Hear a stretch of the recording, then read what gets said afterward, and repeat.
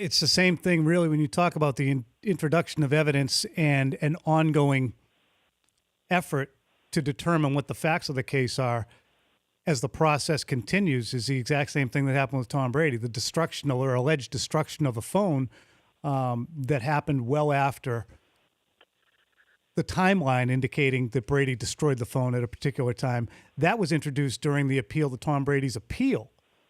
So that was and what should have happened there, Tom, let me tell you, and this is a great example of how typical legal standards and typical legal processes simply don't apply here, because in any other setting, if that evidence had come available during an appeal hearing, what would have happened is it would have sparked a completely separate investigation, a completely separate process as to whether or not Tom Brady failed to properly cooperate with the investigation. It has no relevance to the Deflategate ruling that previously was made.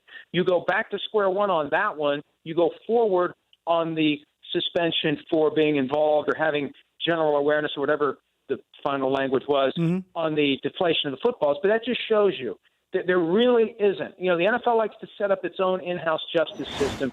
There really isn't a clear parallel to an actual justice system. So much of it is made up on the fly, make it up as you go. The ends justify the means, and it doesn't hold up to scrutiny when you try to be objective about how the NFL goes about reaching these decisions. And Article 46 basically, in essence, states that, sorry, but we can do whatever we want. That's the article in the collective bargaining agreement that says the commissioner can act in the best interest of the game, basically. So while we talk about and that's been there for decades, Tom. And here's the thing.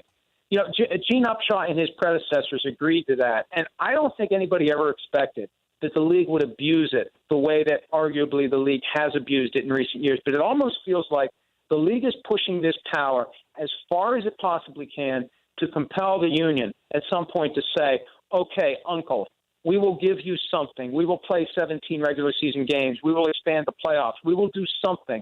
Just please, let's have a fair and appropriate in-house system for giving our players justice when they find themselves caught up in the gears of these processes. The problem is, will you ever get to a point where all players would make a concession that protects maybe one or two guys every year?